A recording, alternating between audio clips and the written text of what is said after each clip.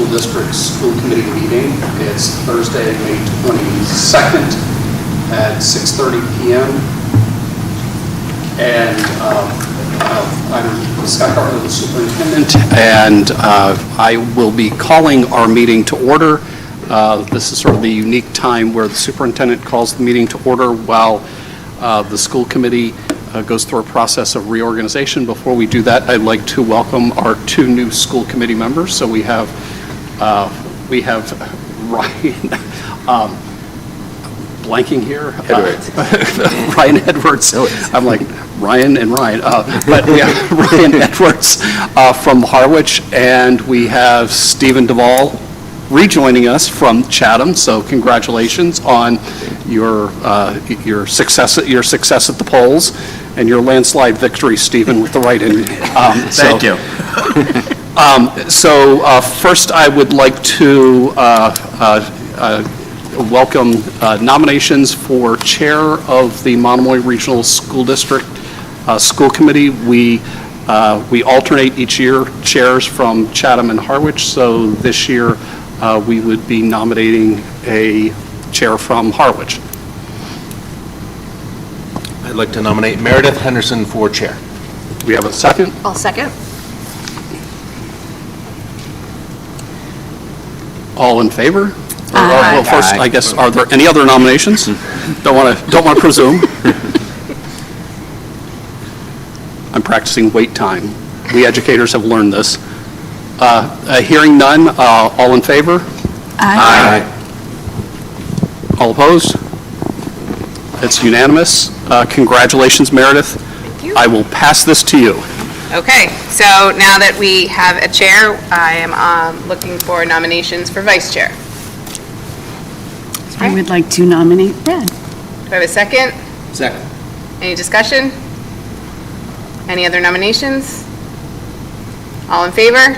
Aye. All right, congratulations, Brad. Thank you. All right, moving right along to the approval of meeting minutes. First, we have April 10th, 2025.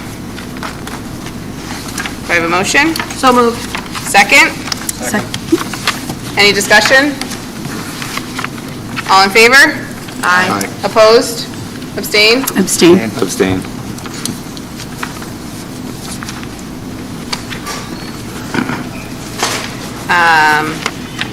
Okay, moving right along to the May 1st, 2025 meeting minutes.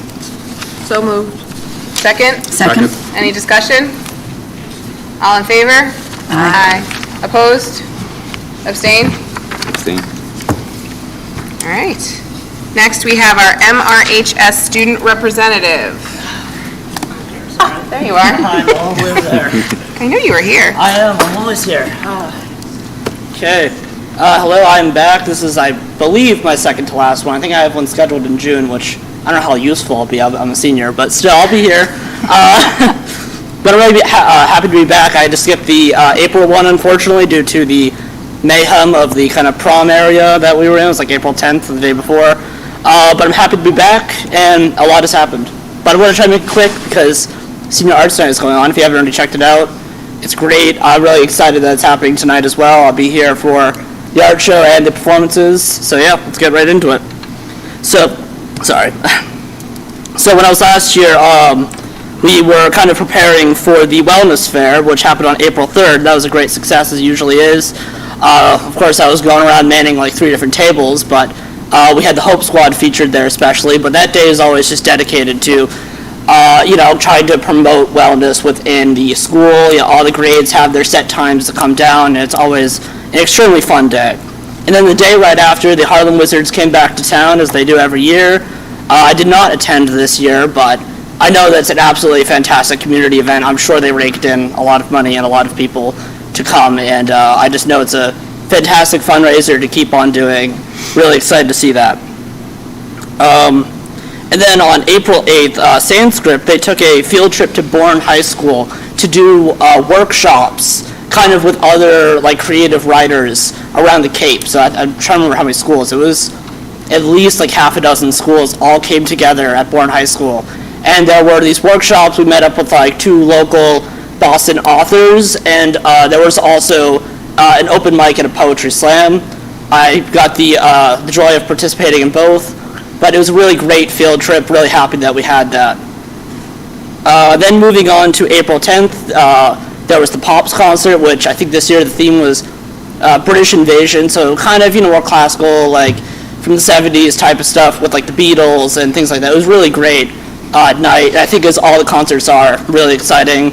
I always go to them. I honestly, even after I graduate, might come back just because they're that good. I always enjoy my time there, and I would definitely recommend anyone to go there. Then we have the fated day of April 11th, prom. Oh yeah, prom, it was an experience for sure. It was a good one. But it was a very busy week that was. Great event. We had it, Witchburg Beach Club, I believe, if I'm remembering the name correctly. It was like a month and a half ago. It was a great night, truly, with the Grand March and everything. Again, really another huge kind of community event. But I think everyone had a lot of fun. It was a really great treat after all these years of working for it as the class of 2025 to be able to do something like that, thanks to all of our fundraising. Then we kind of just jumped to a week later where the Multicultural Fair happened on April 18th, just before April break. That's a great just like kind of come together of all these different tables with students running them and kind of just representing different cultures from around the world. There's food, there's activities. It's just a really great kind of moment for the school community as itself to come together as a high school and kind of just experience these different things. And it really shows the the importance of the inclusivity of our district. And really, I'm just so happy that it goes on every single year. It's always just so much fun. Then we had April break. I was very happy. It was a great time for myself. But also over April break, there were two pretty major international trips, one to Greece, one to Japan. Didn't go on them, but I saw those pictures on Instagram and it looked fun. I gotta say, there's so much stuff. I would really just check out the pictures. It's just awesome. It's just so cool that we have opportunities like that, honestly. I did do a slightly different trip back in November where I went to Washington, D.C., but just trips like that and, again, kind of exploring the world a little bit, especially trying to not only make it affordable, but make it kind of a group and social event for people. It really just opens your eyes to things sometimes. It's really magical and really amazing that we have opportunities like that. So I'm really happy that people went on those, and it made hopefully their April break just as awesome as mine was at home. I think it was. But then, of course, coming right from April break, we decided as the Monomoy Hope Squad, which is our suicide prevention and awareness group here at the high school, that we were going to have our Hope Week celebration. Kind of think like a Spirit Week, but for mental health. There were themed days, and the point was that each day students would come in wearing certain type of clothing. My day was a Shine a Light Monday, essentially, where you were supposed to wear neon and colorful clothing to kind of represent awareness. But we had other days similar to that throughout the week, alongside tables outside the cafeteria. And on the Friday day, it was a community day, I believe so, where we had some games out in the courtyard. So we were trying to, as a Hope Squad, bring together, again, the school community yet again, to kind of make it an interactive way of doing suicide awareness and prevention and mental health awareness as well, because that is, such a major situation that really goes on, not only in the United States, but of course on Cape Cod especially. There is unfortunately a higher percentage of suicide rates on Cape Cod, so it just makes that the mission of Hope Squad all that much more important. I'm really glad that the past 2 years I've been able to be part of that. It's a really great program, and I think our Hope Week celebration this year was absolutely fantastic. People loved it. It was all over everywhere. We tried to really do our best to not only make it fun, but to make it educational.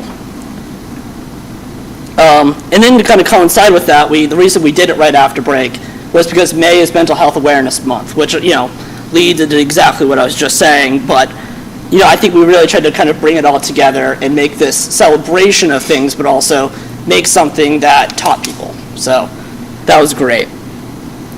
And then going into May, I believe I think it was May 8th, but we had the Special Olympics here at they hold them at the high school. I think all the schools come together, I believe, and they just have like a Special Olympics event, which is always really great. It looked really fun. I watched some of it. I just know that it's a really great time for people to kind of come together, and great to see that happen. Then we do kind of come into something more dreaded, AP tests. Oh yeah, past 2 weeks or so, AP tests. Most of them went pretty well, but if any of you heard about the whole AP Psych drama, that was fun, because I take AP Psych, so yeah, but it was okay overall. It's like the first year they're all mainly digital, but the AP Psych test specifically had a digital problem, which caused the test to get canceled, unfortunately, and now it's moved to like next week on Wednesday, which for seniors sucks, but like that's, that's how it goes. But AP tests, it can be a very stressful time, and sometimes problems like that can almost, make it feel even more so, but I think that we have really great kind of, support systems here at Monomoy, and I think we have so many fantastic teachers teaching AP classes, and I felt ready for every single one of them, Part of the reason I was so upset with that canceled AP Psych one is because I felt so ready that day. I was so ready to absolutely crush it, and then I got my heart crushed just a little bit, so kind of sucked, but it'll go down. It'll be fine. So then right during kind of the middle of the AP test craziness, there was the spring concert. So we had the Pops concert in April, and now we had the spring concert in May, just about a week ago. That's another just fantastic showing of the musical genius, honestly, of so many students in the school. I've always enjoyed going to every single one of them, and absolutely recommend going to any of them when next year comes. And then on May 17th, many Monomoy students participated in the Suicide Awareness Walk, which is run by Sharing Kindness, a local organization. And yet again, it falls right back into that same messaging I was going before with Hope Squad. But we had, I believe, overall, the whole walk, there was like 600 people that participated, which is just amazing. And all of the money that was raised through the registration fees, buying t-shirts, etc., that's all going to go directly back into Cape Cod for suicide prevention and awareness in our communities. But I was just happy to see so many people show up, and especially so many Monomoy students show up. Between Hope Squad members, I believe the NHS made it their service project this year, on top of just other Monomoy students, and of course, the many other Hope Squads and the many other people, the many other, survivors of suicide and family members of those who lost loved ones. It just made this beautiful demonstration, this kind of, this physical showing of support, and I was so glad to be part of it personally. I actually got to, kind of be part of the lead of it, because our very own, our school psychologist here, Christina Fonts, she got to speak at the walk before we did it, and I was actually brought up on stage with her just because together, we as a Hope Squad, and here at Monomoy, we've done so much work, and we were just really proud to be up there to get to speak to everyone, and I think overall that event was just something truly kind of magical and important, and I'm really glad to be part of that, and come next year. It's the only thing I can offer. It's just such a heartfelt and genuine experience of people just connecting, no matter where they come from, no matter what walk of life, Absolutely recommend it. And then rather recently, literally, yesterday, there was the senior stroll. You probably saw it on the Instagram. I love mentioning it. But we did with all the seniors. We walked through HES and CES. I didn't go to either of those schools, but even still, just seeing everyone else reconnect with those old teachers and seeing some kids that they know, whether from their internships or they have little siblings or et cetera, I just think it's, it's a nice little kind of walking down memory lane for people. And unfortunately, I think the middle school had MCAS or something, so we didn't go through them, but that's where I went, so it was a little sad, but it was okay. And then that brings us to tonight, Senior Arts Night. I already talked about it. It's awesome. I wish I had something part of it. I don't, unfortunately, but so many amazing artists do, and I'm really just proud to see it all. I'm really excited for it. It's great. And then kind of jumping a little bit into the future, we have FinFest, which is our field day that is coming up on May 30th here at the high school. It's always fun. They got they got inflatables and food trucks and everything, and it's a whole kind of event for the school for that day. It's done by the Spirit Club, and they always just hit it out of the park every single time. It's always really, really fun. definitely a good day to like kind of balance, education, of course, but, have a little bit of fun. It's the end of the year. So really glad that that's coming back, and I hope it keeps going on.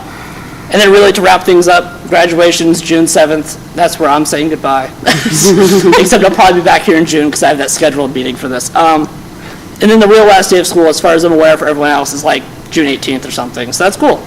End of the school year. But that's all. Yeah. Thank you so much. Thank Do we you. have any questions, comments? Brad? Please. I just have a comment, and this may or may not be your last time speaking in front of Yeah. us, we don't know, but I just want to thank you for your tremendous enthusiasm over the past year, and the narratives you've given us are very reflective of student life experience here and activities, and you've been informative, enlightening, and very entertaining. Thank you. Yeah. Really Entertaining is thank like you. top of my list. That's like And you have the main big reason. shoes to fill next year for I whoever know. takes over for you. Well, thank you so much. Anyone else? All right, thank you so much. Thank you. All right, moving on to public comment. Anyone here for public comment? Seeing none, we will move on to reports and discussion. Dr. Carpenter welcomed our new school committee members, and so we will move right along to indoor track and field team.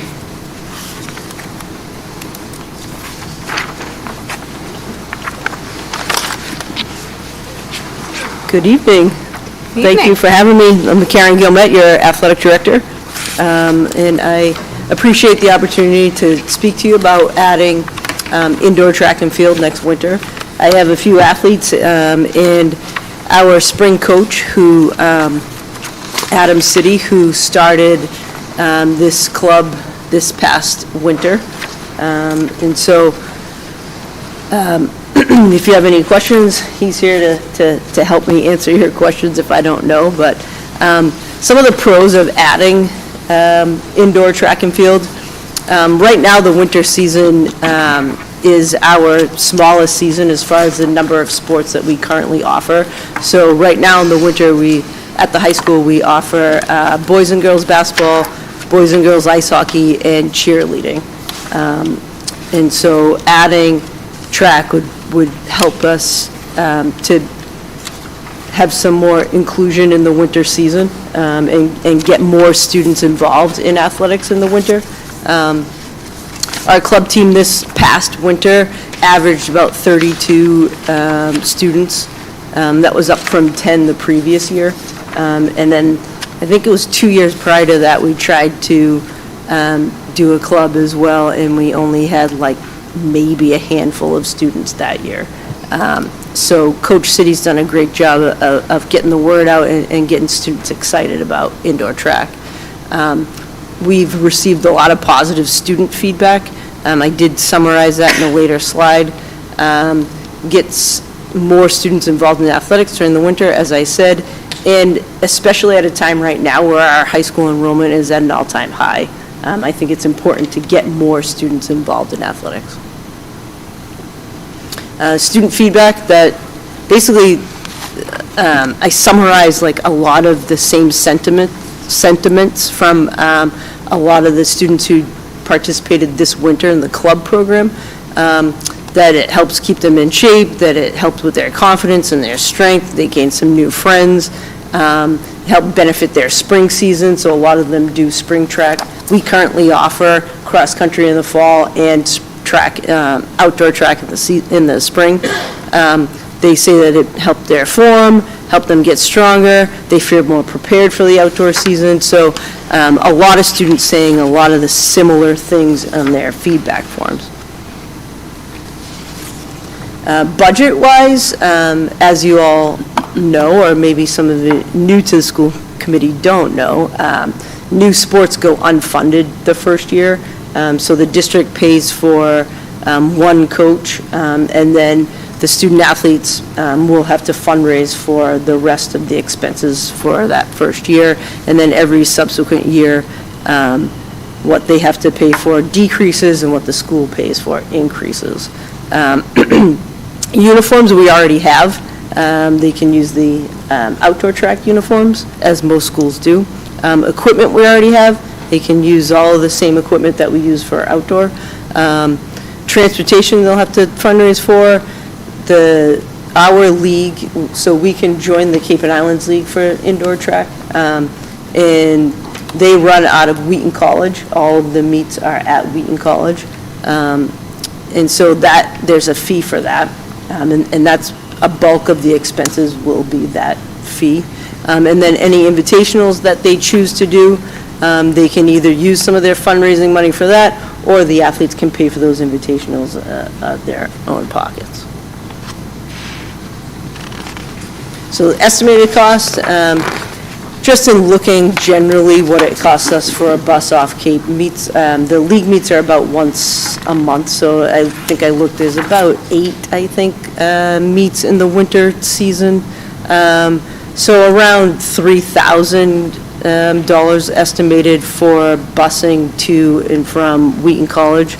The league fee is around $4,000. This year, it was for indoor track this past winter, it was over $4,000, but with us adding another school to the league, it should drop it a little bit. So I calculated what it would have been this year, and it was like right at 4,000 or right around 4,000. And then another 1,000 for invitationals. And again, all of that will come from money that they raise through their fundraising efforts. Some ideas that Coach City had, they'll do a Gold Athletics fundraiser, they'll look for community donations. He has brought this to me before about hosting a Cape-wide track meet for elementary students in June, and get our youth excited about track, which would be awesome. Doing some bake sales, again, some community events, talking to outreach to local businesses. They also getting a donation from the Short But Sweet 5K. That's for this year for cross-country and track. So again, he's already thinking about these things and kind of trying to plan ahead for it. Coach, do you have anything you'd like to add? Yeah, I just want to introduce myself. I'm Adam City. I am one of the track coaches here, and I was really excited I'm also a teacher here. I teach English 9, 10, and 11, so I'm in the building as well. And this is my first year here at the school. It's my second year on the Cape, and I've been doing track my whole life. And not only have I ran it myself, but I've coached it myself for 18 years, indoor and outdoor in other places. And when I came here, I was really excited to build the track program and help our kids have the best opportunities that they could have to be successful. And if you live in the Northeast, if you know anything about spring track, is that April, March are kind of more like the winter than they are the spring, like the rest of the country. And so having our kids come in during that outdoor season is tough for them to learn all the hurdles, the jumps, everything. You're trying to, on such a limited time, prepare for meets that are 2 weeks into your season.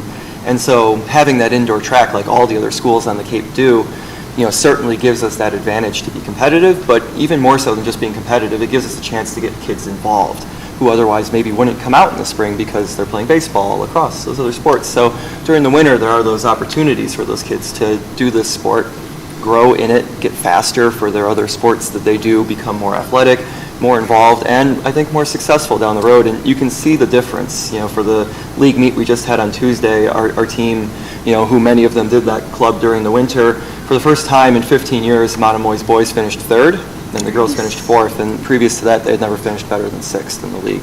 And the difference, and I think they can speak to that here, is the work that they were able to put in from after Thanksgiving through March this winter, working with us inside, and just working hard, being committed, dedicated to something that they really wanted to do. Nobody forced them to be here. They knew it wasn't an official sport, but they still wanted to put in that work. And we came into outdoor this year, and you can see the results. We're one of the best teams in D6 in the state, and almost every relay, we're 3rd or better in the state. So the results are there. They're showing you that I think that they're dedicated, and I'm going to let them talk because they're the ones who this really matters for. I'm doing it for them, so I'm going to let them say a few things.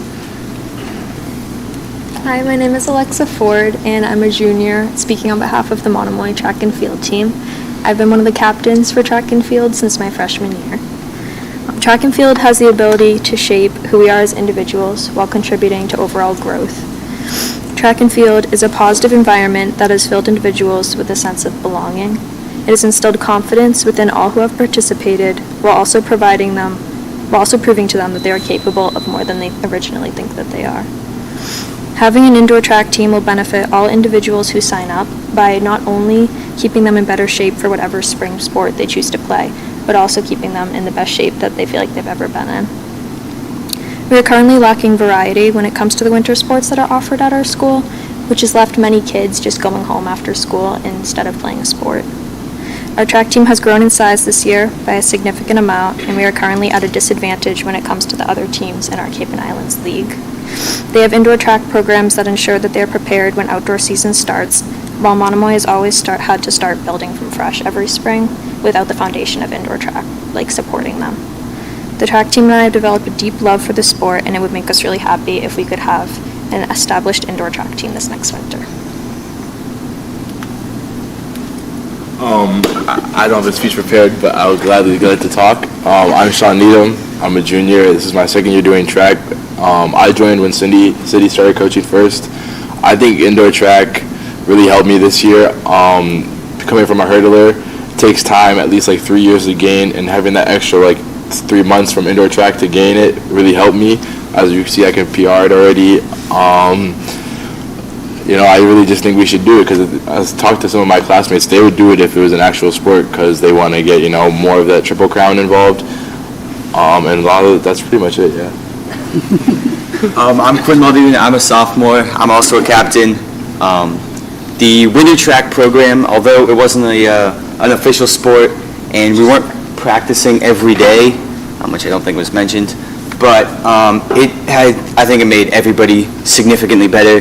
I know me personally, by the end of the indoor season, with the few invitationals that we go to, I'd already broken my mile PR from last outdoor season, which really carried into this outdoor season, making kind of starting from not starting from scratch every outdoor season, where you have that fitness going into the outdoor season, and your total season becomes much longer. And you have the ability to just really decrease your times in whatever you're running, or your distances that you're jumping. Hi, I'm Cade Stevens. This is my third year of doing track. My first year, I did not have City as a coach, so I had to most likely fend for myself with throwing. And with the help of seniors, they helped me get an understanding of what to do. I mostly throw. I only throw. After an incident last year where I broke my hip running. That was my decision. Not for the breaking part, for the running. So my season was cut short last year after the first meet, which was 2 weeks in. So I had no actual gaining, or I wasn't gaining anything. I was helping other kids. And then this winter club, it helped me out a ton because I got my foot back in the ground and I started working out more, and it helped me a lot more with confidence when I go to the meets, and then it set me with a great start for this outdoor season where I've PR'd a lot, and I'm just happy to have the indoor season that got me back into the ground after my tragic incident last year.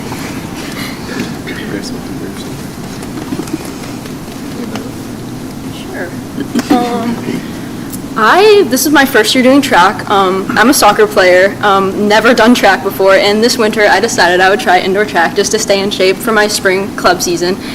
And throughout the course of the winter, I realized I was a lot more capable of running-wise than I thought, and I never thought that I would like this sport as much as I do, and it's actually become a really big part of my life this winter and spring. Not only have I seen it pay off on the track with all my teammates in the relays, I've also seen it pay off in all the other sports I play. In soccer, I've gotten faster, more athletic, better agility, and I've just seen it majorly paying off in all other aspects of my athletics. And I think having this as a full-time winter program will not only allow me to have that experience, but all other athletes in our school to have that opportunity to keep their fitness over the winter for whatever spring sports they decide to play, and just offer another opportunity for athletics in the winter. All right, thank you guys, well said. Do you have any questions for us? Jackie? Thank you, guys. Thank you, everyone. I love diversifying our opportunities here, so I love that we get to add another sport and starting as a club and hopefully maybe reintegrating it or integrating it into our regular program, which would be incredible. I just have a couple questions because I may have missed what you said. Do we have the opportunity for them to train during the winter, or is it only when they go to meets? Like, we don't have an indoor track, so where are we going? We use the upstairs indoor track. The hallway is outside my classroom. We have a nice square, and so we have a 70-meter straightaway, and we did all our work for our sprinters on that straightaway, and that's really all you need. 30 meters, 60-meter sprints. And then our distance runners did, when it was too cold out, we would use the treadmills or the exercise machines in that area. Okay. Yeah. Okay. Is there an opportunity to use like the indoor track that's at the Hyannis Community Center, like anything like? Have we thought about that? I don't think we need to. Okay. To be honest, yeah. I think You're good in the hallway. I'm from Buffalo, New York originally, where it snows all the time. And Yeah. So you have to kind of be creative, and I think with indoor track, that's kind of the name of the game is being creative. You can, if it's warm enough, you go to the outside track and work. Right.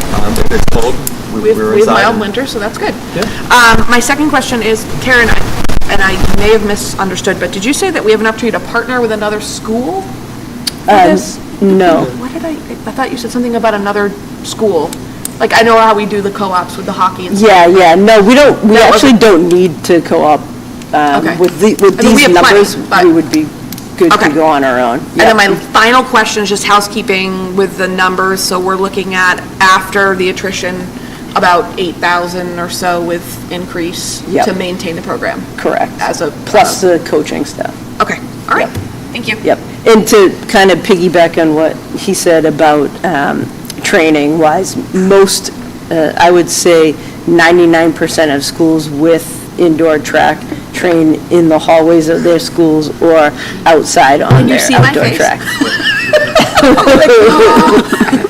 So it's pretty commonplace. That's good to know, thank you. Mr. Clark? Yeah, I also think this is a fantastic idea. Quick question, are the events the same in the winter as they are in the spring? Sometimes, it depends on what meet you go to. At the state meet level, you actually have some off events, like the 300, the 600, the 1,000, or the 60-meter dash, and you also have the weight throw for a throwing event. So you do have a few different ones. There are some crossovers in the relays, the 4x4, the 4x8, but you get a 4x2, which is probably the most fun event on the track. It's like bumper cars running full speed out there. I love it, and these guys did it a few times. They had a lot of fun with it. And so it's nice because it's a little bit different with those other events that you get to try. There are some meets that have the regular events, too, that you can go to. Thank you. Mr. Shea? Again, great idea, and just see it as an extension. I loved hearing that it helps you in other sports, and it helps prepare you for, for track in the spring. Just two quick questions. Again, just getting to the equipment, because are these all running events? And I think you just answered, Ryan. Are these just all running events? They are running events. There are some jumping events. There is high jump. There is long jump at those indoor meets. In terms of equipment, then, what is it that you... We have all that already outside, so we wouldn't need to purchase anything for that. We have a high jump pit. We have a long jump pit, and in some of those, what you do is you get your steps during the indoor practices, and then you use the meet to kind of get into the pit or something like that. Or I've even brought in one of the pits to kind of like jump into and land into sometimes inside. And the second question, you had 32 students, 32 athletes who are on the club team. Yeah. And hopefully this would encourage, like was said, others would want to come out if it's a varsity sport.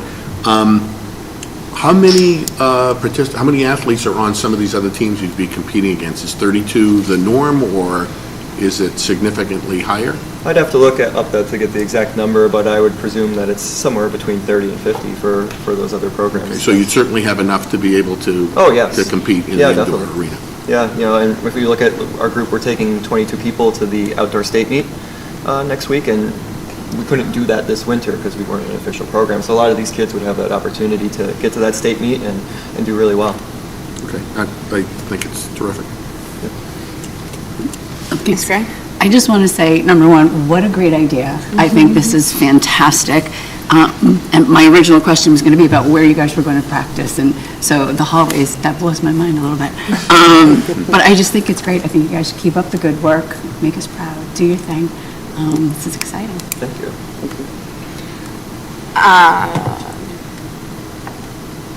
So I just have one question. Are we throwing javelins down the hall and shot? No. Okay, just checking. No, so there is shot put indoor during the winter, but as Kate can tell you, we did a lot. We would make a circle out of cones, and we just work on spin, we work on technique, we work on glide.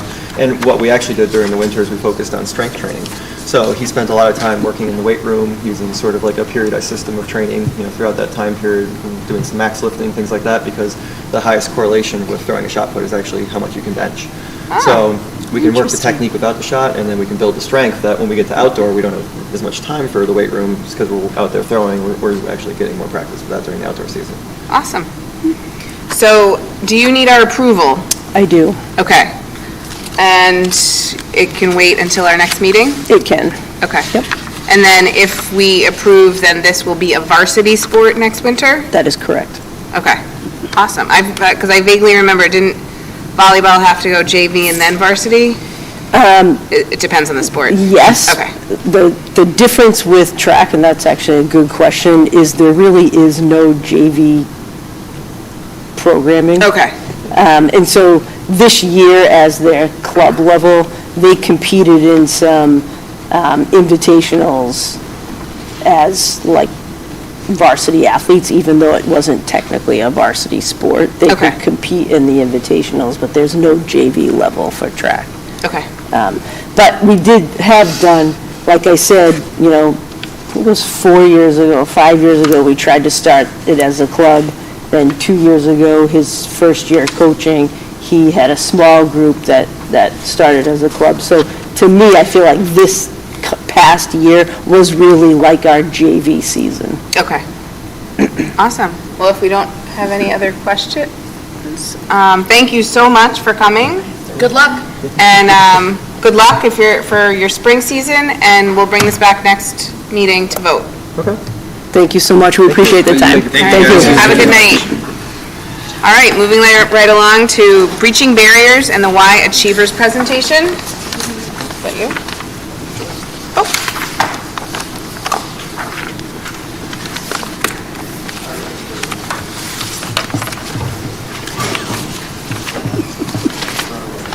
All right. Are you starting? Am I starting? Hello. Joy Jordan, Community Engagement Coordinator for the district. I thought since we're nearing the end of the school year and we have a couple of new members, it would be a good time to check in on our Breaching Barriers College Mentoring Program. Most of you know this already, but this is a program that is now in its second year, and it is dedicated to supporting students with the college planning, search, application process, particularly starting from an earlier age and focusing on students that might have some barriers to that higher education. So that could be that they are the first in their family to attend college. It could be that they did not grow up with the United States college system. Maybe they are multilingual. Any of those barriers that might make it a little harder for them to understand all of the things that go into preparing yourself for college and selecting a college. And so we have gathered a group of students and a group of volunteer mentors, and they have been working together for 2 years. So one of the nice things about this program is that it's not just student-focused, it includes the whole family, because thinking about college involves the entire family for a whole host of reasons. So our mentors work with the students and their families to talk about things they can be doing now to help prepare themselves for college. We've been going on some visits so they can actually see a campus and get some ideas of what they might be interested in. And then our mentors also meet with the students to kind of keep them in check and be there to answer questions and work with them as they move along. This is one of Dr. Carpenter's favorite quotes about this program, just the impact that one person helping guide a student through this period can really just change the entire course of their life. So we've been really fortunate to gather a fantastic group of mentors. We have about 10 right now that are regularly involved, and some of them are retirees, some are still working, some of them have professional experience in higher education, such as college financial aid or college essay writing. Some of them just have a lot of experience putting their own kids through college, and it's a really nice group of folks that are really excited to work with these kids on this project. We have about 12 students in the program this year, and we work really closely with the counseling department here at the high school. Our counselors are fantastic, and they would, I think, love to be doing this with every single student, but they have so much to do and can't, quite give this amount of attention. So they help us pick out some kids they think would be really good candidates for this program. They talk to the kid and the family and make sure they're interested in getting involved. And then they start meeting with Dr. Carpenter and I and the mentors. I'm going to let Dr. Carpenter take over here, because this is one of our really great success stories, a student that was in the program last year. Yeah, so last year we were really focused on freshmen, and we also had asked the guidance department, are there a couple seniors who might need our help going through the college process? And one of them was Raphael. Raphael actually was the recipient at graduation last year of our Ad Lucem Award.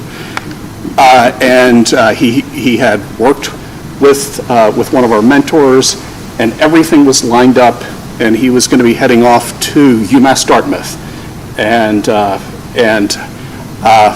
It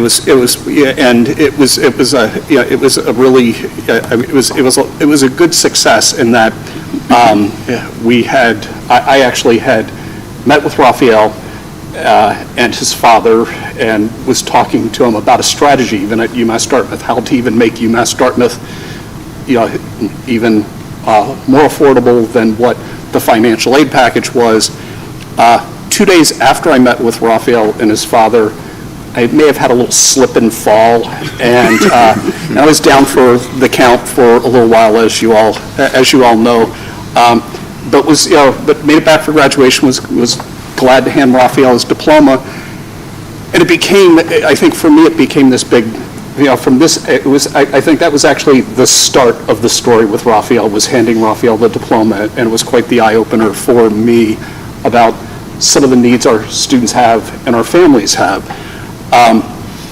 So the summer's going along, and I don't know, it was like, we'll call it spidey sense, but one day I'm sitting there and I'm like, maybe I should text Raphael and just check in on, how the preparations for UMass Dartmouth are going. And I got a text back, it's like, Dr. Carpenter, I could use some help. And, so I went and met with Raphael, and the family had a new baby, and life and everything got in the way. And we spoke, he and his father and I spoke. I took him to Cape Cod Community College and got him signed up at Cape Cod Community College and met with the counselors there. He got off to a great start. I've been staying in touch with him. I had, a few weeks back, I had a meal with he and his father in Hyannis, and was just going over his first year, his first semester grades, and talking to him about making the jump to Bridgewater State, for next year, and also laying out if the choice is to stay at Cape Cod Community College for next year, that we're going to look far beyond Bridgewater State, because he's doing, he's doing so well. But I think but there were all sorts of little eye openers along this on just challenges that kids have in the college process. Like, you go to Cape Cod Community College, and so I got a phone call from Raphael maybe 3 weeks into his experience at Cape Cod Community College, and he's like, Dr. Carpenter, I have a problem.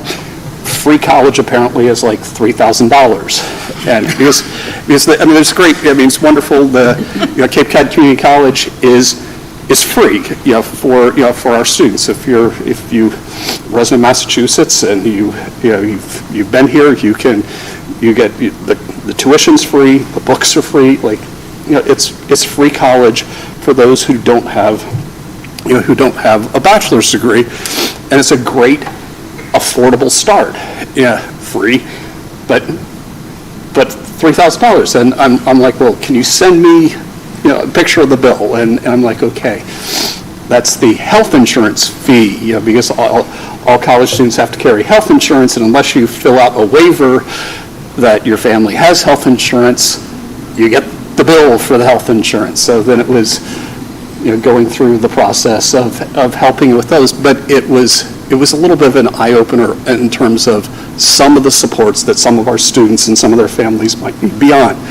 I'm quite grateful that after that conversation, it was actually a meeting that we were having with the superintendent evaluation group, that Bree brought up the Y Achiever program, which does actually span even beyond graduation, and I think so it started conversations on how we can help these students not just get that diploma, but help them get to those goals beyond the diploma. So the Raphael story is very much still in progress, but it's great to see him be. It's like still going there, going hard, and it's one of these. There's a spot in my heart that's where I see this kid. He's like, he wants to be a biology major. I was a biology major, and of course I'm like, and I just kind of put, I frame long-term goals for him like this. I said in a couple of years, you get a diploma. There's not a single superintendent in Massachusetts that wouldn't want you back in teaching biology in their schools, and this is what that salary looks like, which can be transformational for Raphael and his family, and so it's nice to kind of help look at things, and help them see, help each child see sort of those longer picture goals. And I think just that anecdote about the health insurance waiver is such a great example of, students and families don't even know what they don't know. If you don't know the questions to ask, those are the little things that you can see completely derailing a student's forward motion. And luckily, he had Dr. Carpenter to talk to and was able to sort it out. But you can see how that type of situation would be just the end of the story for so many kids. So those are the kinds of things we're hoping to help alleviate and improve access to. So this spring was really fun because we got to do some of the things that we had really been wanting to with these students, which was to get them out onto college campuses, because particularly for the younger students, most of these students are 9th and 10th grade.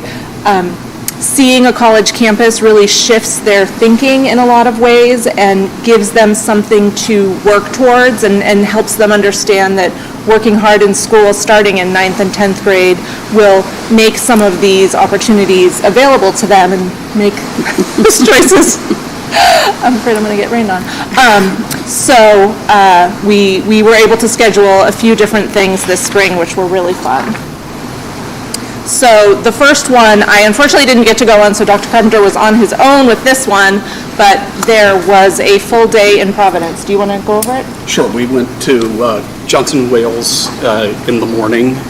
Then we did a walk across the river and up the hill to do a tour around Brown University with one of our mentors who had been at Brown for a while.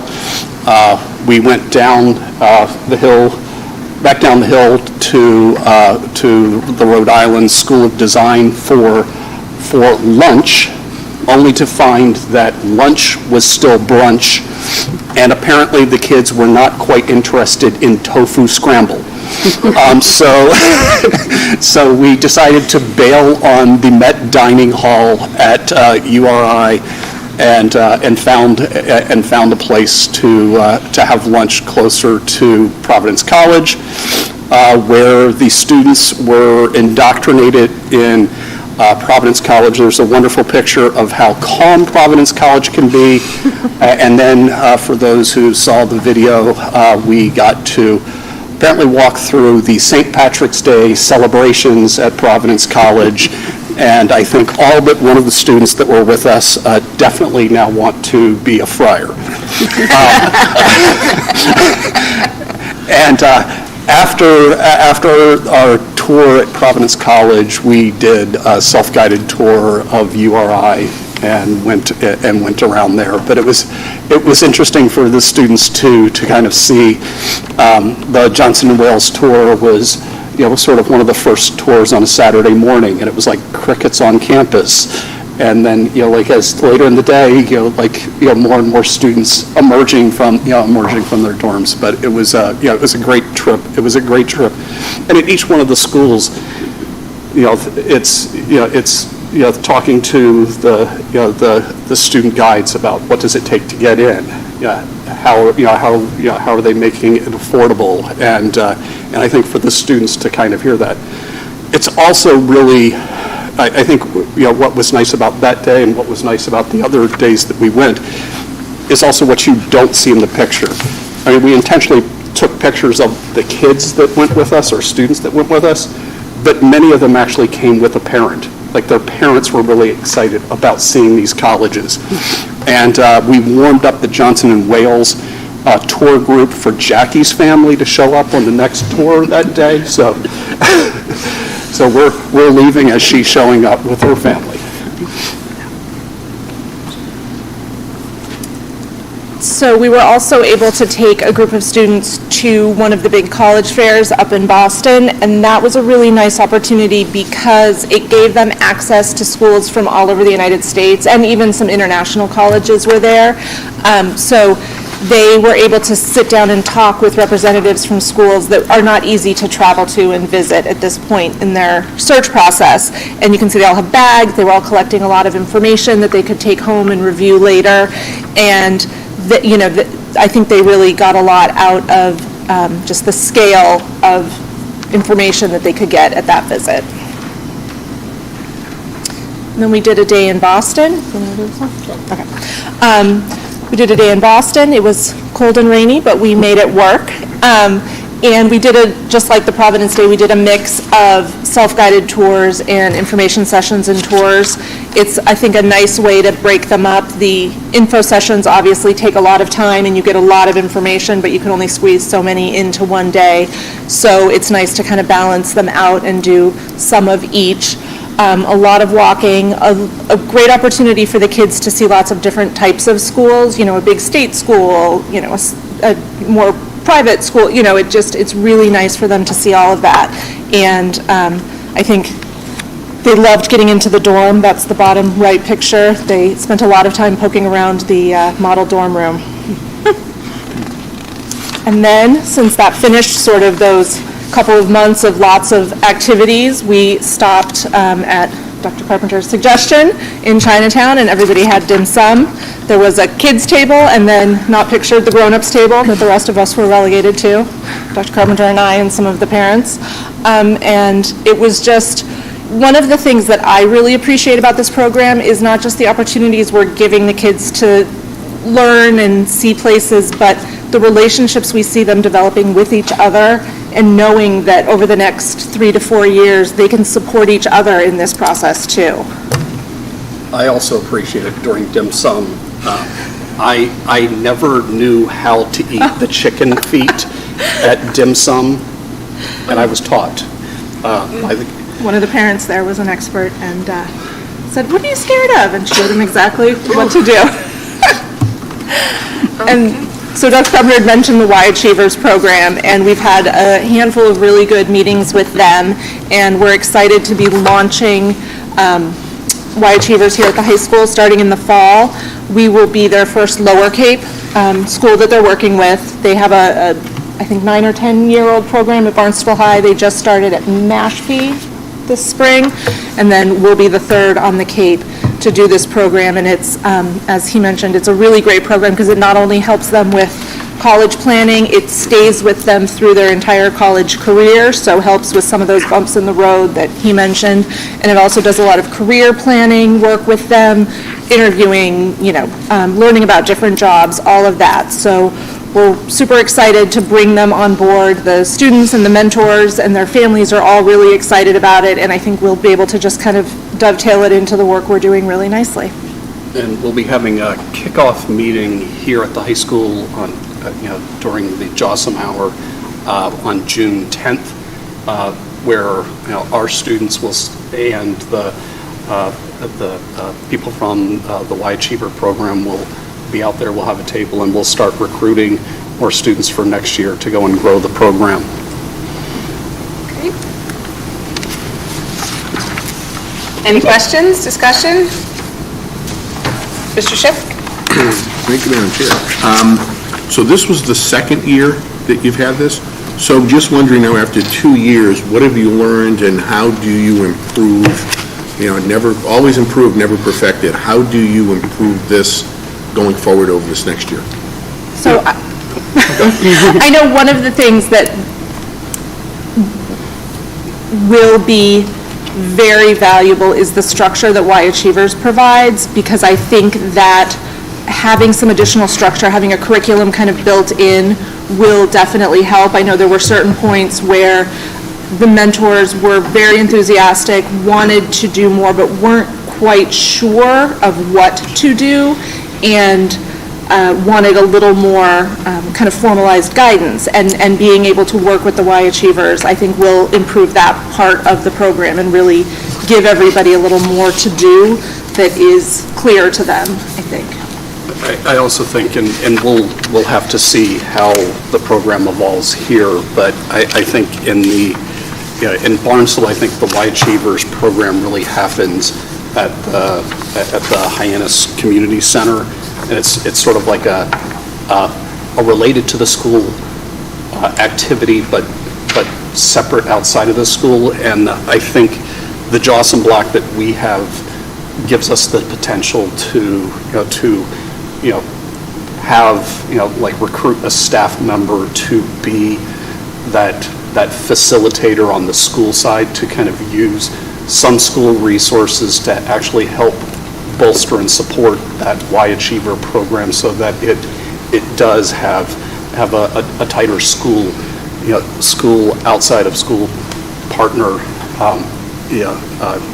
connection that hopefully will drive the success. And clearly, I think the students are clamoring for doing more together. It was also nice, to see how I don't think they all weren't a really tight group. They had very different friend groups but after 3 days together, they really started to coalesce as a group, and to see just what happened in over the course of 3 days, to see that grow, and imagine that growing over the course of 5 years here would be great.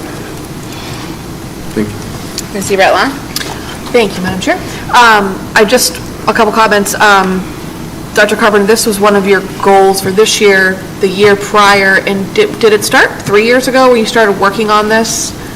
I feel like it's been 3, but maybe actively 2. I guess my point is, because I think I was on the evaluation subcommittee for both of those, helping you set your goals. I think there were, I think there was, let's call it a vision of it, and then there was this thing called a pandemic that happened. That's what it was. I'm like, I know it wasn't just the last 2 years. I feel like this is finally coming to fruition. And my point was, between last year and this year, there's tremendous growth.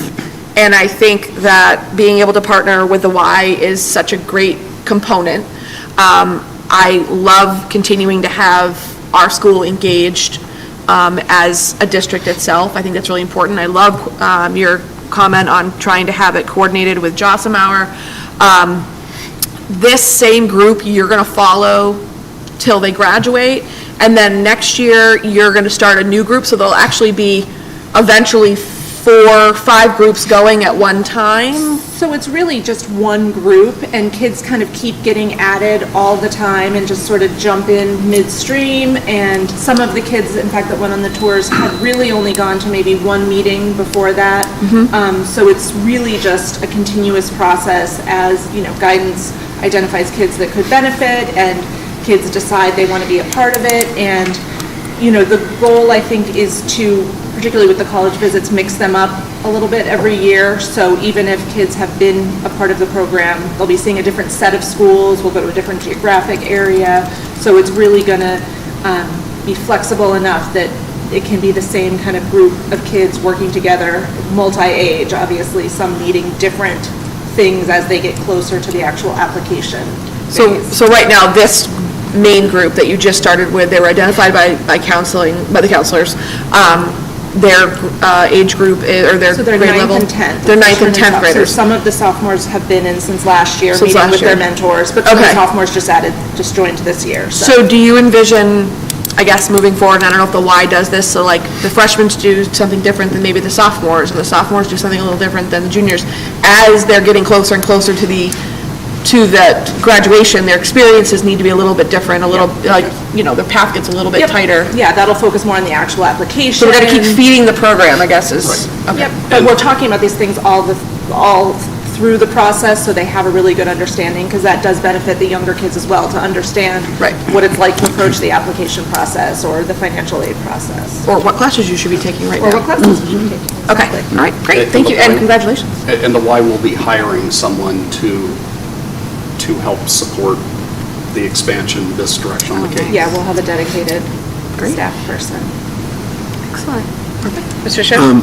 Is there a certain number a specific number that you can have, or does it not matter in terms of how many students are going to be participating? I think or what's workable? Where we're likely to be as we start into next year is sort of what the Y was kind of hoping to have as a start. And I think they're just kind of excited that we actually have the group already in place, and that we have this group of mentors already in place to help support and tap in. So it's a group of mentors that are actually looking to get more involved. And I think if we get to the point where it's too big, that's a fantastic problem, and I think, Nice problem to have. we and the Y would all hope that that's what happens, and we have to start talking about, does the Y need to dedicate an additional staff member, or whatever the case may be. I think that would be fantastic if we get to that point. And it's been relatively easy to get mentors? It has not been a challenge? Yes, in fact, kind of back to Jackie's point, some of the mentors that are currently involved, I actually recruited prior to the pandemic, and they knew they couldn't proceed with the work when everything had halted, and they were interested enough that we stayed in touch, and when things resumed again, a couple years later, they said, yep, we're ready, we're still interested, we still want to do this, and jumped right in. So I think the folks that we have are really dedicated to this project, to this cause, and have a lot of wisdom to share with the kids. And I also have gone and spoken in each of the last 2 years at different community groups, be it like at the Harwich Newcomers or the Chatham Men's Club or the Cape Cod Men's Club, just to talk to them about mentorship and getting involved, and have offered this as a opportunity that they can get involved, and so that line on one individual can change the trajectory of a child, and I just kind of talk about that, and with Raphael's permission, talk about his story, that there needs, that story would have a very different end, potentially, if there wasn't somebody that Raphael knew he could reach out to and call. And that outreach has worked, as we have some mentors that originally expressed interest pre-pandemic, and some that have joined in just the last year or so. So it's kind of similar to the students joining the program. We're always welcoming new mentors to join, and we're constantly talking to folks to get them interested in being a part of it. The mentors, are they a one-on-one, or is it you have a group of mentors and a group of students and it's all? So it's generally one-on-one. So they are matched up with an individual student. And A number of them have been meeting regularly. One of the mentors, in fact, prior to the college visits we went on, took her student on a number of college visits. Just the two of them went with the family's permission, obviously. Some of them just do, monthly meetings to check in. Some do, phone calls, texts. There are varying degrees of kind of how they're connecting with each other, but they do stay in touch one-on-one, and it gives the students somebody to go to if they have a specific question or if they want help, picking their courses for next year and thinking about that sort of thing. They do have a point person to go to. And at the same time, because we have so much expertise, we have the ability to bring in, say, the mentor that is a college financial aid professional to talk to everybody and share their knowledge, or the mentor we have who's a college essay writing coach. She can come in and talk to all of them, even though she has a specific student that she's matched with. Great. Any other discussion? All right, thank you so much. We look forward to seeing it expand. Moving along to the Monomoy Regional School Committee Summer Retreat, discussion and possible dates. Dr. Carpenter? So one of the things that I would like to at least suggest for the group, we have a couple new members. We have members who are newer in the last year or two. I think it might be good to see if we could organize before the end of the school year our calendars and potentially carve out a time to do sort of a retreat or a workshop together, just to go think. I kind of almost look at it as strategic planning when it comes to a school committee. What are the things that the school committee might need to wrestle with as we're looking forward and over the next 5 or 10 years.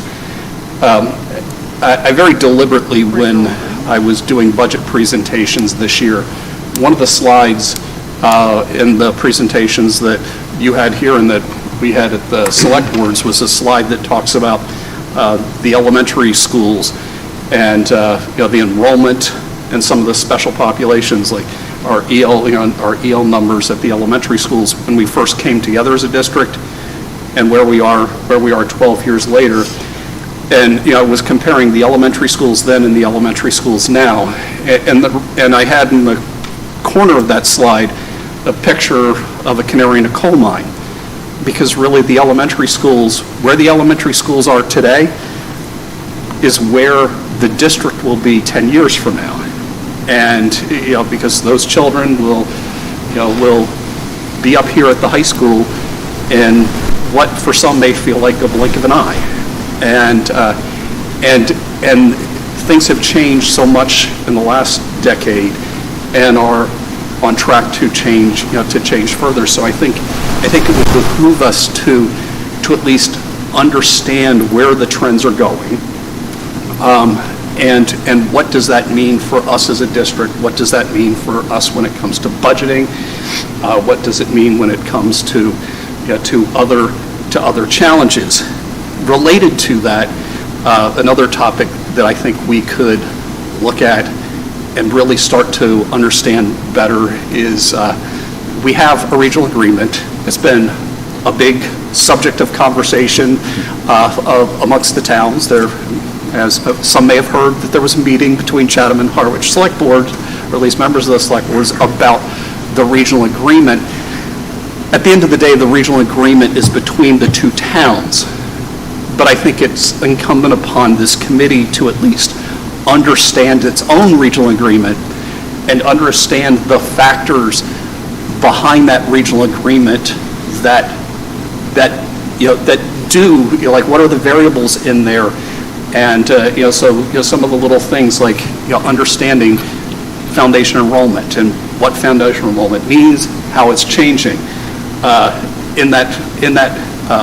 Behind that equation, that regional agreement are things like local effort capacity, the state foundation budget, municipal revenue factors, required local contributions that are all pieces of this Chapter 70 formula. And the Chapter 70 formula is in of itself, it's like it's like understanding advanced calculus.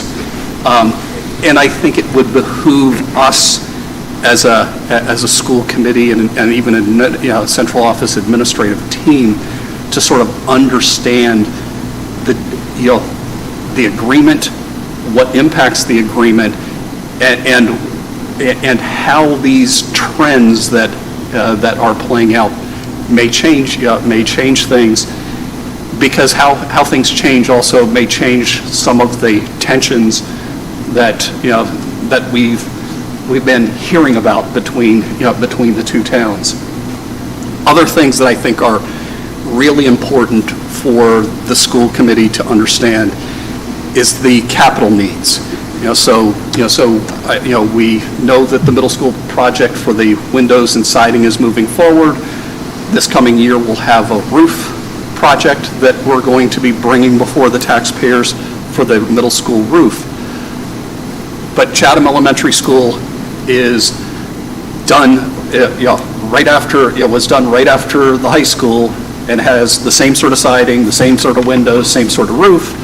Harwich Elementary School has the oldest boilers in the school district, and there's, and at least understanding, what the capital needs are at the elementary level.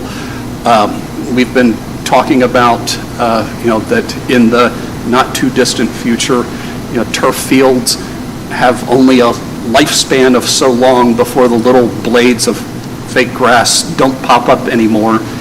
And, so we know that there's a turf field project and that we need to go and sort of replace or resurface the track. And, so I think understanding all of the, upcoming capital projects and what the magnitude of money that each might be would be important. And then I think some things that that the school committee might also want to wrestle with and discuss is just we have available space in our elementary schools, and what do we want to do with the available space we have? For instance, I would argue this. Some of what we heard in the preschool conversations, and I know Ryan was part of some of these, I would argue some of what we heard is a set of parents not just saying that they want preschool, but I think what they were really asking for, but not necessarily articulating, is I think there's this want for universal preschool, which is different from what we offer, but we have space, and is it a direction that we want to go, but it has a cost, and I think again, it's something that a school committee needs to think about, and it's one of those things that one has to build into budgets. You have to plan out, but I think looking at the available space that's there, and do you do something for the common good with it? But I think there are a lot of topics. I'm just throwing some out there. But I think if you think about, is it worth dedicating time to go get together and give Robin and Michael and I time to go pull whatever information on whatever topics to go help bring it to the table, because it would take a while on some of this to go pull some of the data to go put it together. But just a suggestion, but I think it would be good for the committee to kind of come together and really do some, we'll call it 5-10 year planning on some strategic planning, let's call it, for a school committee. Questions, comments? I guess my only question is, how would that affect open meeting laws? I mean, this is all new to me. Would it be open to the public? Yes, so oftentimes, I think oftentimes when the committee would have a retreat, any meeting that the committee has is open to the public. I think the question is, do we have it in a formal setting like this, where where we're videotaping it, or do we have we have times where each year our budget workshop is oftentimes a more casual, more intimate conversation. People are still welcome to come. They're open meetings. But also, if we're not voting on anything, there isn't a violation. Okay. People are invited to come, but we're not voting on things.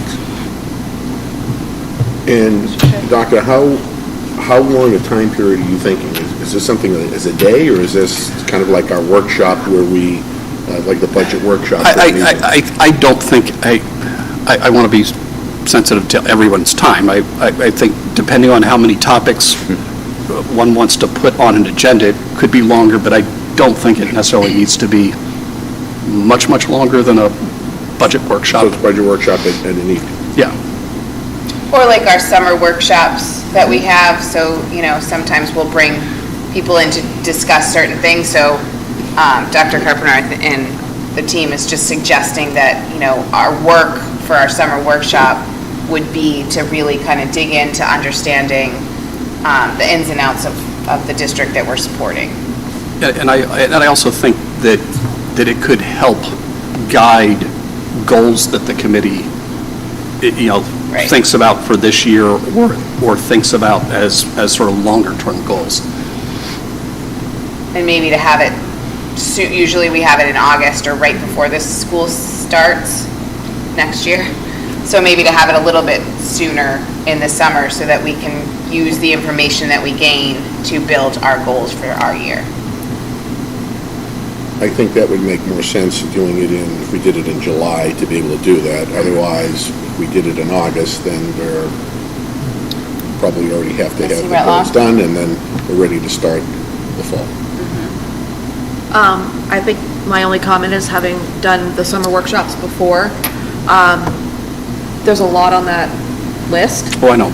Yeah, so, two things. One is your team's gonna be working and doing your summer workshop, and I'm wondering I'm thinking you guys should do yours before we do ours, so you're coming to us. Does that make sense? Does that align, or do they not connect that way? I think a lot of, so I think the admin team meets throughout the summer, and we have different times that we're coming together, doing both long-term and short-term planning, and we'll call it, some of the short-term is just planning on how are we opening and launching the year, and what are we doing. Well, you know how you do like the community center, Yeah. sometimes you guys do like your retreat there.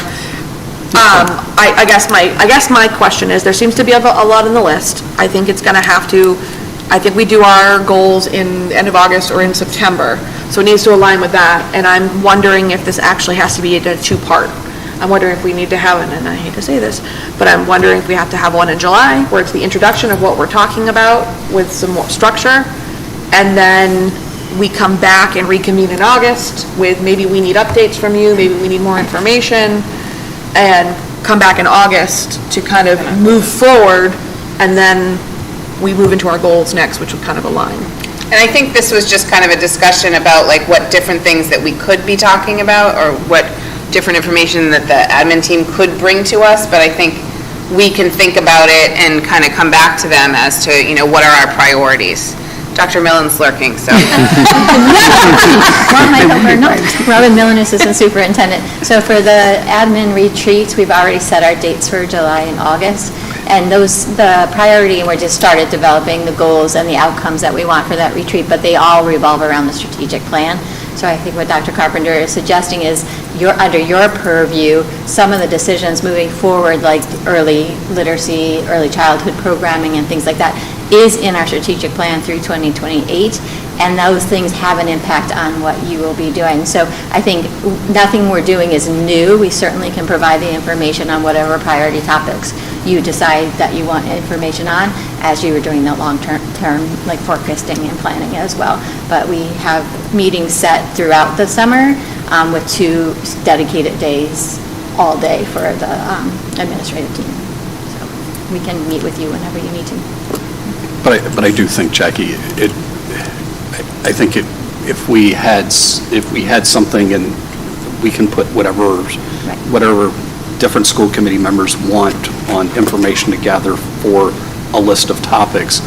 And I do think we could come back in August and sort of share with the committee, here's what the admin team was working on. Like what we'll be doing as an admin team is going to be less about, foundation enrollment numbers and, and some of the things on the list, and more, more about, curriculum and, Right.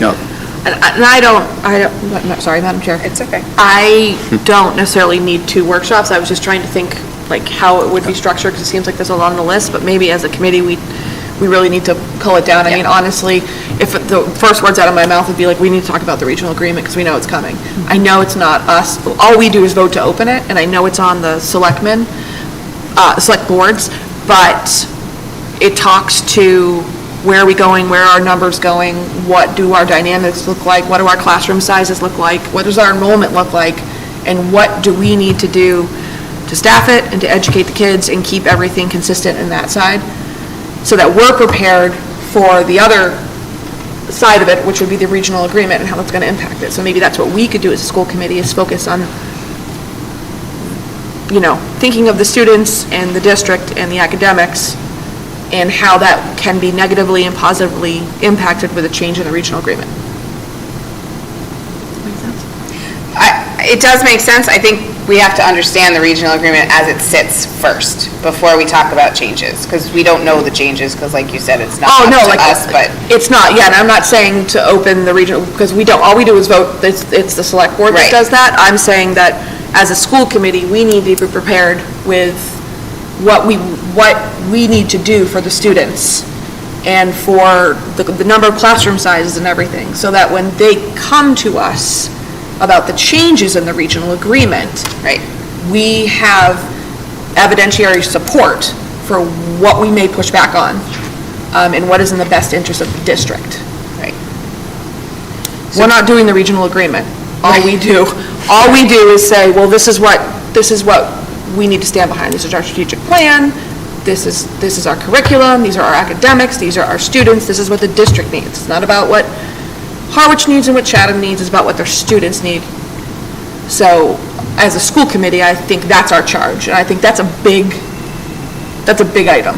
Yes. Which is why I'm like, do we need 2? Do we need 1? I don't know. I think we'll get there. Probably digest it right now, and maybe if admin can just shoot out an email kind of just reminding us what we talked about tonight, to think about it, to see if we can prioritize ourselves and then come up with like a plan. Do you think that, like Jackie was talking about, do you think we should look at dates for after your July admin workshop? Or do you think that before is? Well, I could offer to have Roberta put out like a doodle poll on some dates in July that could be a workshop, and some dates in August that could be either something where the admin team's reporting out to you, and maybe it's we report out to you, and then the committee has a conversation about goals. Perfect. On the same evening. Yeah, that sounds great. Any other discussion? Okay, excellent. Let's move right along to the first reading of multiple policies. Mr. Schiff? Madam Chair, virtually all, I think all of these for the policies all have to do with the school committee, with us in terms of functioning. There are some slight changes in some of them. Some just have adding the source, some have one word, and some don't have any changes, but the last time these were in front of school committee was a number of years ago, 2013. And so we will proceed. The first is BBBC. It's school committee member resignation. There are no suggestions for changes on this. Hey, Brad. Madam Chair. Yep. My only question on this is, do we have a policy about filling that vacancy? We do. That one, we have put on hold for a moment, but it will come to you Okay. shortly. It has like the timeline and all that. And we were talking about Perfect. specifics of that, so we want to really make sure that it is accurate to what our practice is and what we want it to be moving forward. So yes, there is, but it's just not part of this. Part of this policy. Yes. That's my question. Great, thank you. Okay. Anybody else? Okay. The second, BCA School Committee Member Ethics. The only addition here was the resource that is, it's on the next page, in terms of the source. There are no other changes to this. Any questions, comments? No? Okay.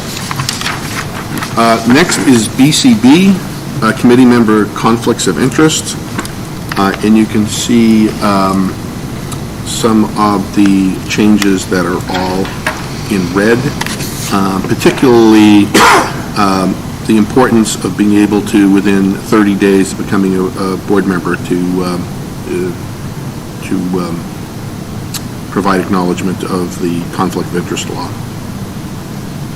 and submit a copy of the certificate.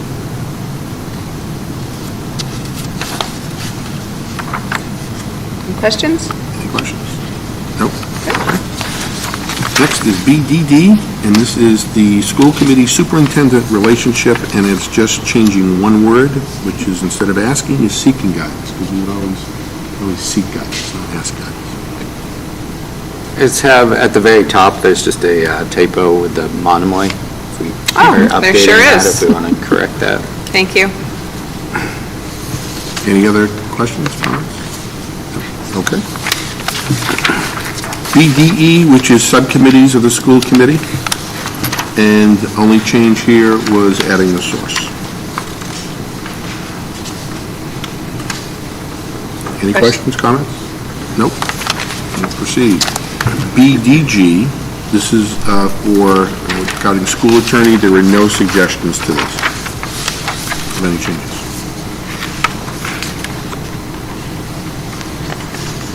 Any questions? Nope. We will proceed.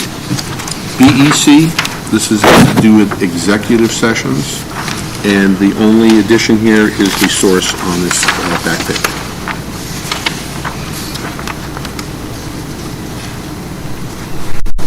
Questions? Comments? Nope. Okay. And the final one, BEDA, it's a notification of school committee meetings. The key thing in terms of timing, 48 hours in advance, other than Saturdays, Sundays, and legal holidays. And so that has been spelled out.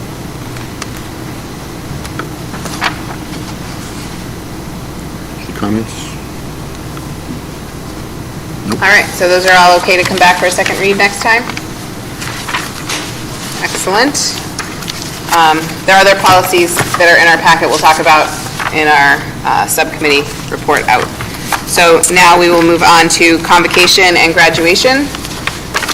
Just a really quick reminder, the committee's definitely welcome to both events. The convocation is a wonderful celebration of community partners that have provided scholarships for students, and there's a huge amount of support that our community does provide, and some of those scholarships are just life-changing for some, for some of the kids that get them. But that's Thursday, 6 p.m. on Thursday, June 5th at 6 p.m. In the auditorium, and graduation will be on the field. It will be good weather, warm, and Slight breeze. will not rain on June 7th at 6 p.m. Saturday, June 7th. So please come. I believe that Brad will be giving the remarks for the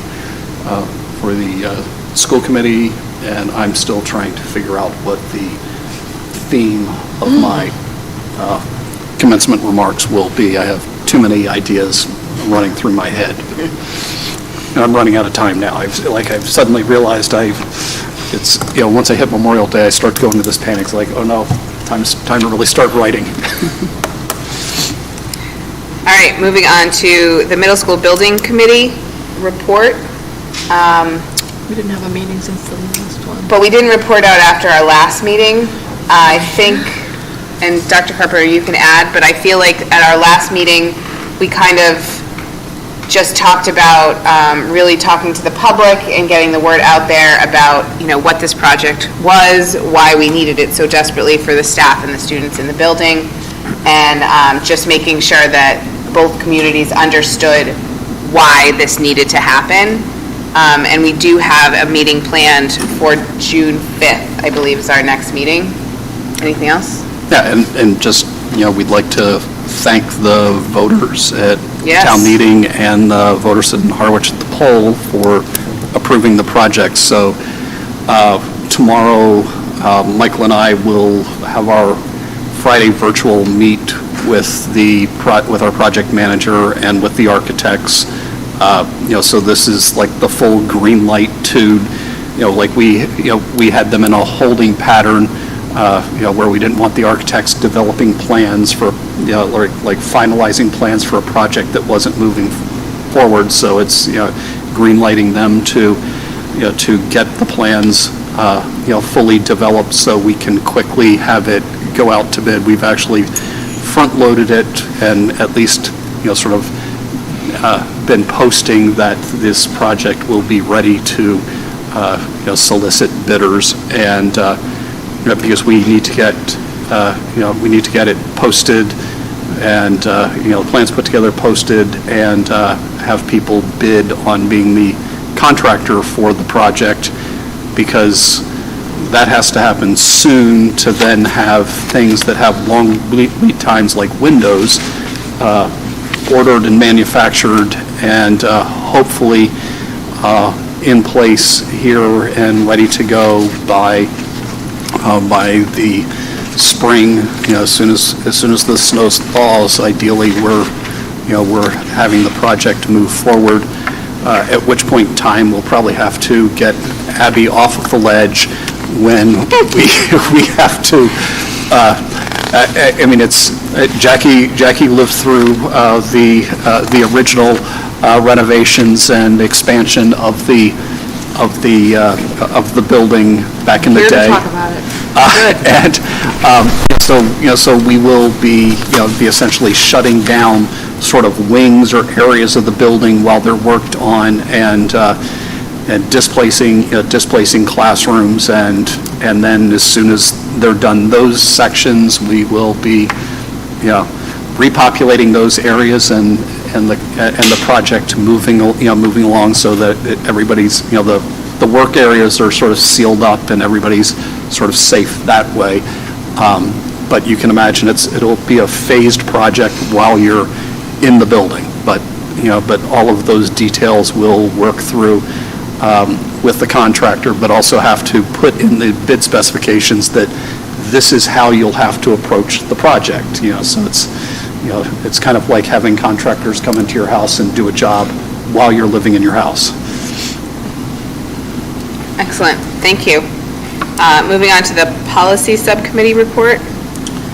Yes, Madam Chair, the subcommittee reviewed these next group of policies, which are a combination of non-discrimination and harassment. And what we would like to do is, instead of doing a first read tonight, we'd like to have give everybody an opportunity to read this, because there are substantial changes made in here. And so give everybody an opportunity to read this over the next couple weeks, and then we'll put this on the agenda for a first read for the next school committee meeting. However, what I'd like to do is ask Melissa just to come up and briefly talk about the reason behind, not individually, but just overall, why there were so many substantive changes for these particular policies.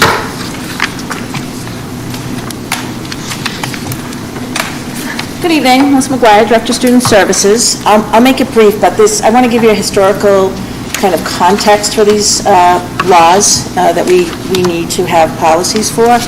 So about 5 years ago, what happened is we had a harassment policy. And the legislation wanted to ensure that we separated out those policies to have a sexual harassment policy and a harassment policy, which we did, which we had to provide to the state that we in fact complied with that. Also, we have a Title IX policy. Title IX is anti-discrimination for protected classes, but that's also a harassment policy, which includes harassment. So over the years, there's been some changes to language and to expectations for policies. Most recently, and I think it was last year, went to the subcommittee policy with Title IX. There's a lot on the floor regarding Title IX legislation and policy. So when we kind of looked at what was happening with all the different policies, we sought legal counsel to take all of our discrimination policies and our harassment policies, review the language of the law, and actually pull some of the procedural stuff out that doesn't really need to be in policy, and take a significant amount of burden off the district, where in the policy that you need to have some flexibility in your procedures. So that's what we have done, and again, our attorney went through all of these, made sure the legal language was incorporated, and took out some of the older language that we no longer need. So I just wanted to provide some context why it's a little bit of a heavy lift, because as you'll see, a lot is struck through, and new language has been written for these policies. Okay, great. So this will give us all an opportunity now over the next couple of weeks to read them all. Again, substantial changes, and then we'll be prepared to do a first reading at our next meeting. Excellent. Any questions? All right. Moving right along to the superintendent's report. I'll be quick. I want to commend Dr. Millen and Joy Jordan for their work in helping pull together an ML pack for the district. There was a meeting a couple days ago, and our ML pack voted to have Claudia Burbo and America Cruz as the co-presidents for the PAC, and just look forward to that group sort of moving forward and growing as a group. I was hoping to inspire more people to come to the meeting by making some Rasta pasta.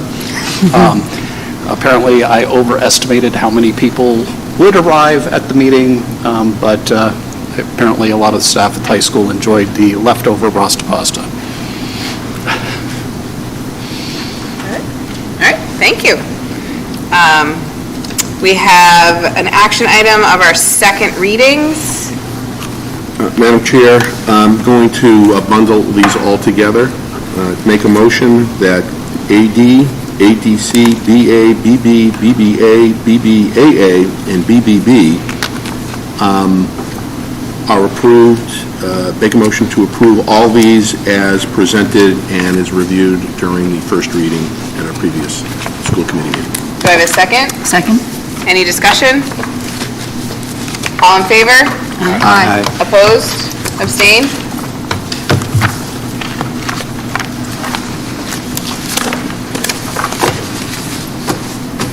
And we have had the presentation of warrants, so looking for a motion to adjourn. So moved. Second? Second. All in favor? Opposed? Abstained? Excellent. We will adjourn at 8:09.